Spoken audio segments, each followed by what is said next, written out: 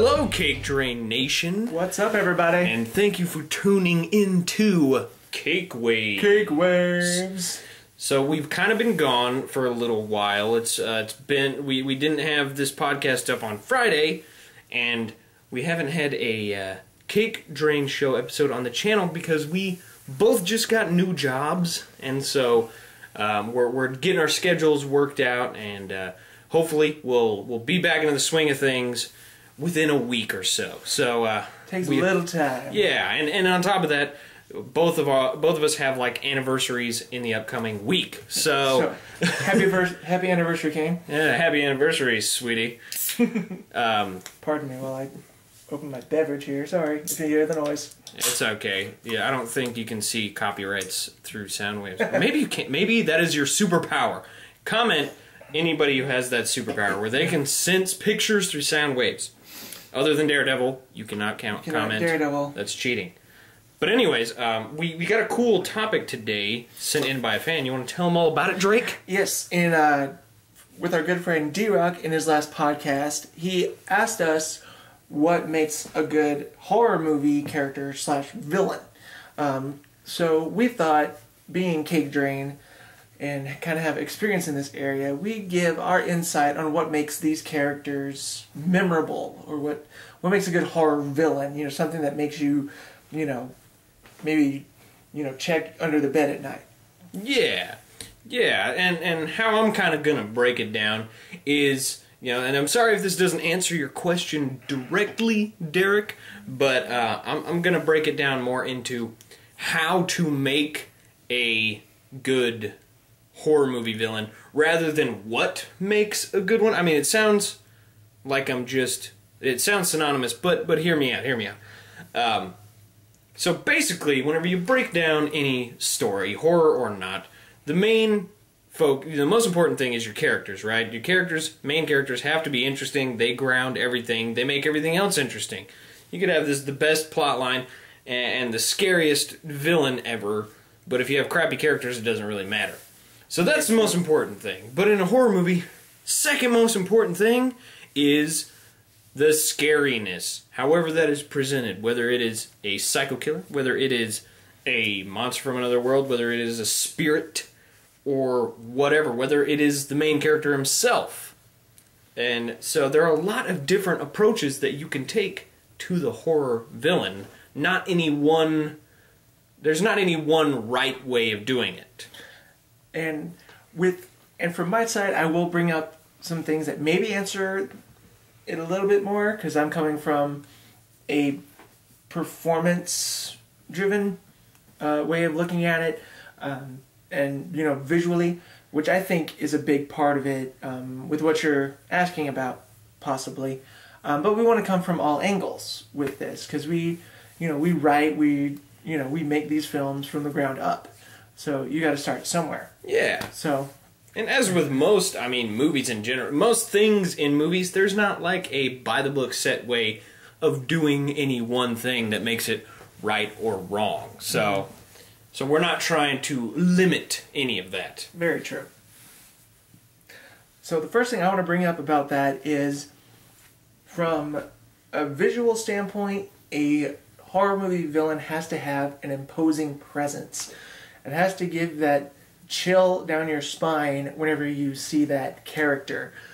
Whether it be a supernatural character, if it's a psychotic killer, if it's a creature of some sort, whatever genre, whatever sort of villain this is, make it something memorable, something that'll burn into the back of your brain, and worry about if it's around the next corner in a dark alley somewhere.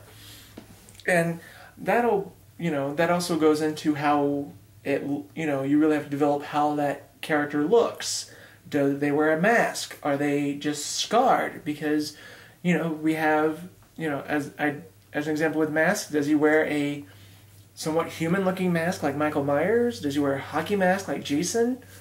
Or is he disfigured like Cropsy from The Burning or Freddy Krueger? What sort of thing makes them them? Why are they the way they are? And also, again, I don't want to be too specific, but wardrobe as well has to fit what you're going with. A lot of killers either, wear all black, or they, you have to kind of have the attire match the character. Are they a soldier? Are they a crazy doctor? Are they, a mutated lumberjack? Whatever it may be, you have to kind of go with that. And again, that goes back to the story that you're trying to tell. What location are you in? What sort of, does it have a backstory or not? And does it flow with the characters that you're bringing to the table? Yeah, I think I definitely agree with all of that, especially in sort of the realm of like a slasher icon, and just kind of going off that, a big part of your horror villain, regardless of what it is presence. I mean, some of the best and most memorable horror movies created an icon, not just the ones you think of right off the bat, like slasher icons, but there are also many other icons. The Poltergeist is definitely an icon. Yes. Alien is definitely an icon. Things like this. And yes, visual is really, really important, I think. And speaking in kind of a recent movie that I think had a really great villain. Some people think it's an overrated movie, but I think it was really good because it had a really, really iconic, awesome villain. That was the Babadook. The title character, of course, is the villain. There's not really a backstory to this character. The villain is really symbolic of other things that are happening, but it had awesome presence. It had a look. It was intimidating, and there were certain things that gave it context, like the creepy children's book in the movie that was about the Babadook and things like that. And so, but then I also think, well, outside of the visual realm, there are a lot of horror movies that feature a invisible antagonist.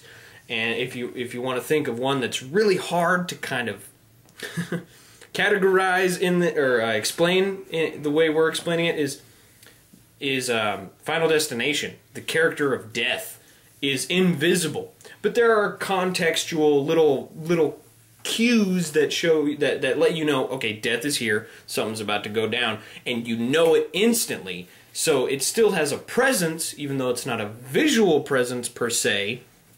It's still very impactful and intimidating and iconic. And so those are some of the bigger overall qualities of a horror villain that are important. Very true. And with that, there's a lot of depending on your character, going into backstory. We talk about how visually it needs to be intimidating. A backstory can make or break a character. Sometimes you don't need a backstory, although sometimes you need a backstory to explain where they came from. And it can be as short as they killed their sister and they're escaped from a mental hospital, so aka Michael Myers. And now they're hunting people. Yeah. That's as simple as you need. Or, there are ones where they're based off urban legends, like Jeepers Creepers. They kind of have a legend and folklore about the creeper. There's a lot of different stories you can go. Those are just two main examples that, come to mind for me personally. And you can decide whether or not that needs to be part of the story. And if you make that part of your story, like as a flowing part of the story, I think that makes it more of an interesting process, instead of revealing all these different cue points. One that showed the backstory of a character but didn't go overboard was Rob Zombie's remake of Halloween.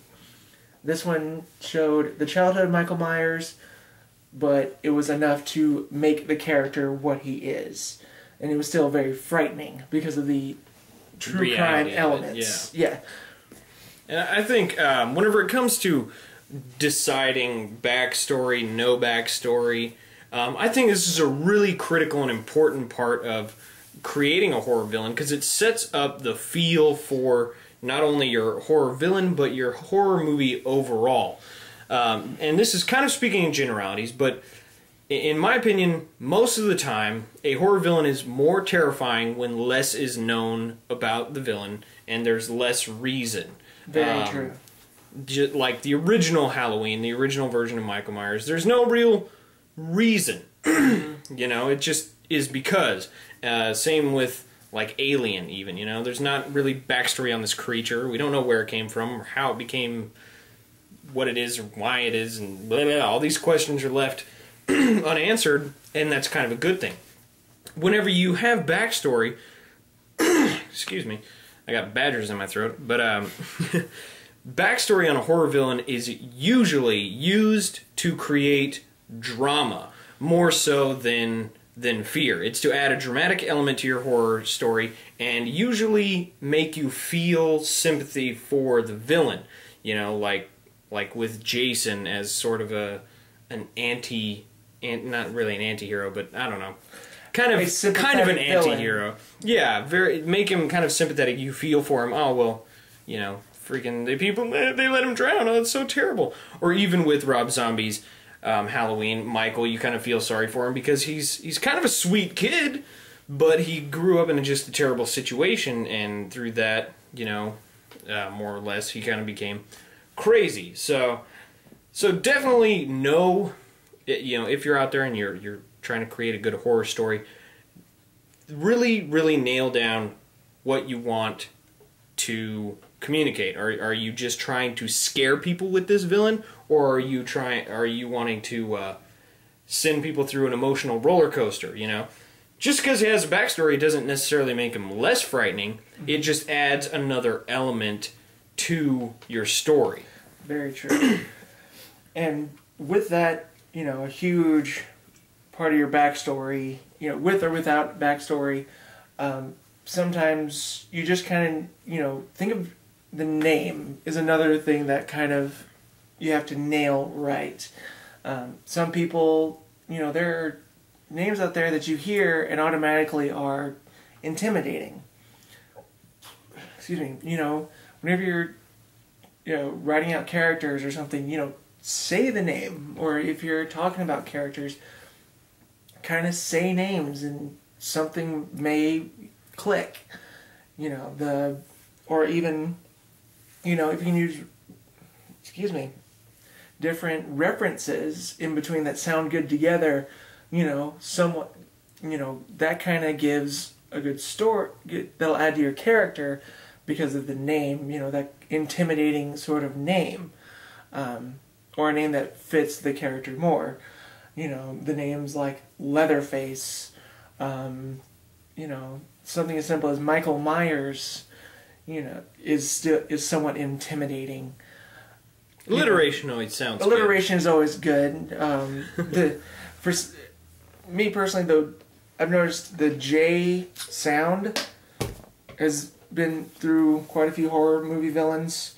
Jason, Jonah from Dark Ride.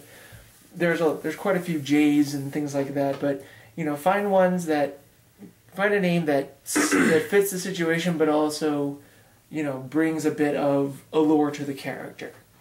Yeah, and once again, that's mostly in the context of like a human villain, right? Because I mean, I can think of some where there's no name, and that's probably a good thing. I mean, It Follows. There's not really a name for the villain in that horror movie. I haven't seen it yet. I will see it. I know all you horror fans out there rolling your eyes in disappointment at me for not seeing it yet. I'm working on it, people. I can see the comment wars beginning. I'm working on it. But It, I mean, they call it It. I mean, not like It from Stephen King, like Pennywise, but it doesn't have a name. It's just whatever it is. It's this evil presence. And in that situation, it works great. Mm-hmm. And in another situation, you know, sometimes you do need a cool name that adds to the overall character of it, you know? So, well, I mean, like the Babadook, once again. The Babadook sounds very mythological. Yeah, it sounds very mythological, and it works. It fits well in the context of sort of a childhood fairy tale monster, you know? Yeah. So, I mean, these are all just... It's all tailored and all depends on what you want to do, you know? Very true. Because with any type of villain, there's multiple different types of ways to do it. And once again, there's no right way to do it. I mean, there's plenty of wrong ways to do it. There's a lot of wrong ways to do it. There's also lots of right, awesome ways to do it, and you may come up with an entirely new way of creating an awesome, interesting villain, because there are a lot out there. There's a lot. Well, I hope you guys have enjoyed our little insight on creating your own horror villain, horror character. If you guys have any favorite characters, post in the comments or tweet us at CakeDrain using hashtag CakeWaves. We'd love to hear what you guys think. And also, we got to give a shout out to our buddy D-Rock here on SoundCloud, because he inspired us to do this. Also, check out his channels on YouTube, at The Real D-Rock 1, where he talks about all sorts of things, and the Wrestling Talk 1, where he talks about all things pro wrestling. Yeah. And check out our channels, Cake Drain Productions, and my channel, Drake the True Snake, with all sort of behind-the-scenes goodies for you guys to check out. Yeah, we should be having more stuff up on both of those channels in the upcoming days and weeks and all of that goodness. And if you have any questions that you would like answered on CakeWaves, tweet them using all that stuff that Drake said, and comment them on the SoundCloud here below, and you will hear us next time on CakeWaves. Peace out, and remember, BRUUUUUCE!